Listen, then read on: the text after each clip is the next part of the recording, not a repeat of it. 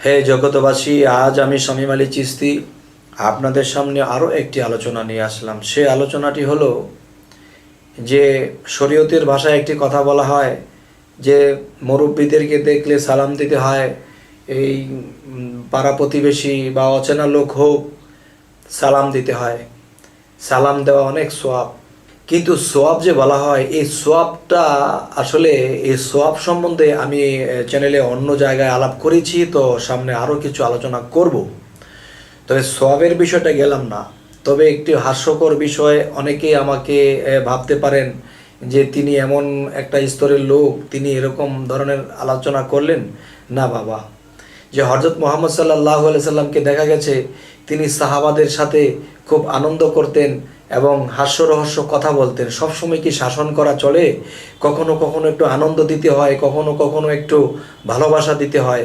তো আনন্দ নবীজি যদি এরকম একটু করতে পারে, তো আমি অত, যেমন ওসমান গনি একজন সাহাবা, ওমর, তারপরে আবু বকর, তারপরে হযরত আলী, এরকমভাবে তারা গোল করে বসে একদিন দেখা গেছে তারা খেজুর খাইতেছিল।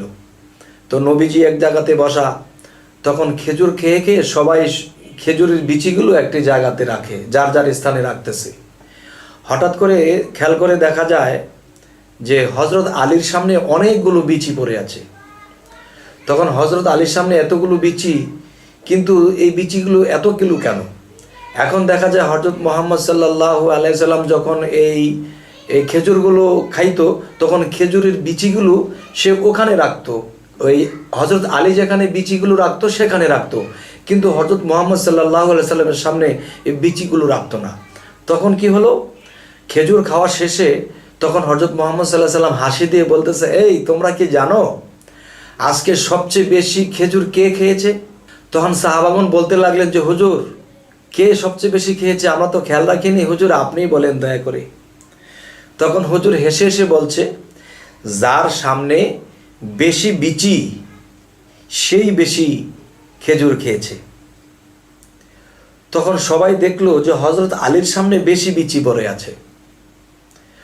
তখন হযরত মুহাম্মদ সাল্লাল্লাহু আলাইহি সাল্লাম বললেন যে দেখো, যার সামনে বিচি বেশি সেই তো বেশি খেয়েছে। তখন সাহাবারা দেখতে পাচ্ছে যে হযরত আলীর সামনে বেশি বিচি। তখন হযরত আলীর সবসময় তার জ্ঞানের বিষয়টা বেশিরভাগ ঠোঁটের মধ্যে এসে থাকতো।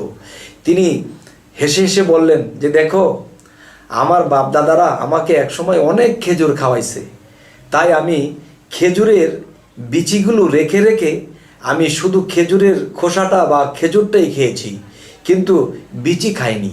দেখো, আমাদের নবী হযরত মুহাম্মদ সাল্লাল্লাহু আলাইহি সাল্লাম, তার সামনে কোনো বিচি নেই, তার বাপদাদা কখনো খেজুর খাওয়ায়নি, তাই তিনি এই খেজুর পেয়ে বিচি সহকারে খেয়ে ফেলেছে। এর কারণ হলো যে নবীজির সামনে কোনো বিচি নাই, তিনি বিচি সহকারে খেয়ে ফেলেছে।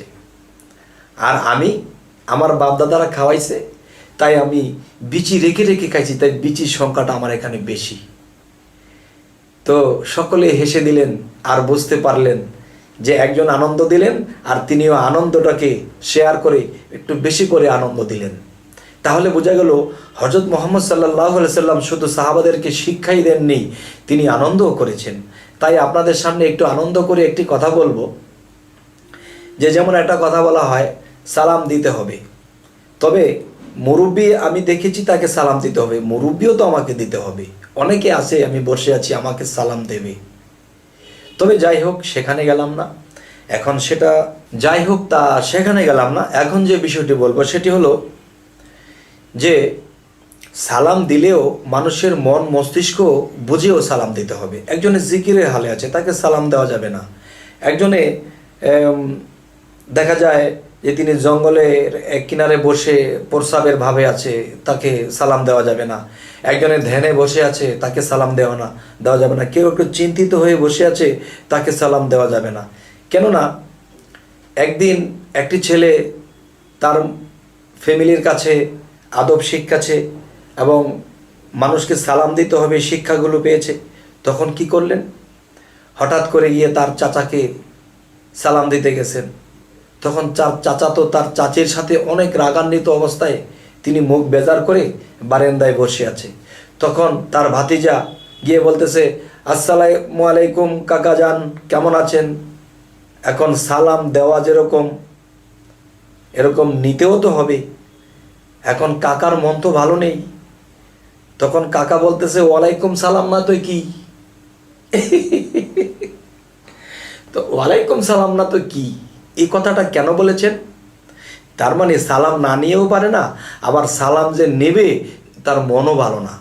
তাই বলি কি, যে এই সালাম জিনিসটা আমাদেরকে বুঝে দিতে হবে, বুঝে নিতে হবে। আজকে এই সালামের বিষয়টা এভাবে গেলাম, কিন্তু সালামের বিষয়টা আরও কিছু বলেছি, তবে সামনে আরও কিছু বলবো। যে সোয়াব, সালাম দেওয়া সোয়াব, আবার কিন্তু পাপও আছে বাবা। এই কথাগুলো আমি পরবর্তীতে ভেঙে বলার চেষ্টা করব। তো আমাদের এই চ্যানেলের কথাগুলো যদি আপনাদের ভালো লাগে অবশ্যই সাবস্ক্রাইব করবেন, আমাদের বাকি ভিডিওগুলো আপনারা পেয়ে যাবেন। তো আজ এই বলেই রাখছি, সকলেই ভালো থাকবেন। আল্লাহ হাফিজ।